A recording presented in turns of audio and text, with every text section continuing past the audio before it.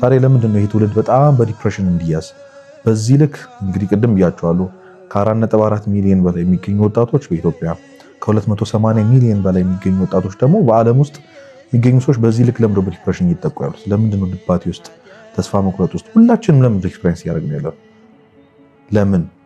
ለምን የሚለውን መመለስ ያስፈልጋል። የመጀመሪያው ከዚህ በፊት በነበረንም ትምህርት እንዳየነው ማህበራዊ ሚዲያ ደግሞ የሚያመጣው ራስን ማወዳደር ነው። አሁን ዘመኑ ይህንን ትውልድ በጣም የሚፈትን ዘመን ነው።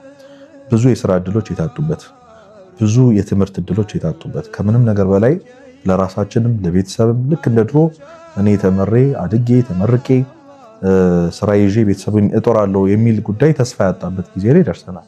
ይሄ ደግሞ አብዛኞቻችን የወጣቶች ልብ ሰብሯል። ብዙ ወጣቶች ይህንን የምትሰሙ ሰዎች ምናልባት ስራ አጥተን ለቤተሰቦቻችን ለራሳችን መሆን አቅቶን ቤት ውስጥ ተቆልፈን ቁጭ ብለን፣ ይሄ ብቻ አይበቃንም።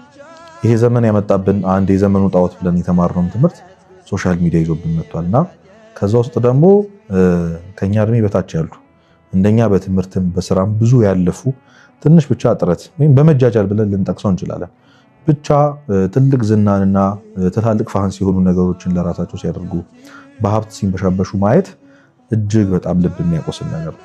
ስለዚህ በጣም ብዙ ወጣት ራሱን ያወዳድራል። መንፈሳዊ ህይወታችን ላይ ራሳችንን እናወዳድራለን። ጸሎት የምታደርግ ሰው ስናይ፣ የሚያደርግ ሰው ስናይ፣ ወደ እግዚአብሔር የቀረበ ሰው ስናይ እኔ ቆይ መቼ ነው ሰው መሆነው ብለን እንደውም ወደ መንፈሳዊነት ከመጠጋት ይልቅ ወደ ተስፋ መቁረጥና እኔ መቼም ሰው አልሆንም ወደ ማለት ይከተናልና ስክሮል እያደረግን ሶሻል ሚዲያ እየተከታተልን የሆነ ከኛ የተሻለ ህይወት ያለው ሰው ስናይ፣ በተለይ ደግሞ በእኛ እድሜ ክልል ከምን ነገር በላይ ደግሞ ከእድሜያችን በታች ታናሻችን ሆኖ ስናየው እጅግ በጣም ያሳዝናል። በጣም ብዙ ወጣቶች የመጀመሪያው ምክንያታቸው የሶሻል ሚዲያ እና ከምንም ነገር በላይ ራስን ማወዳደር ነው።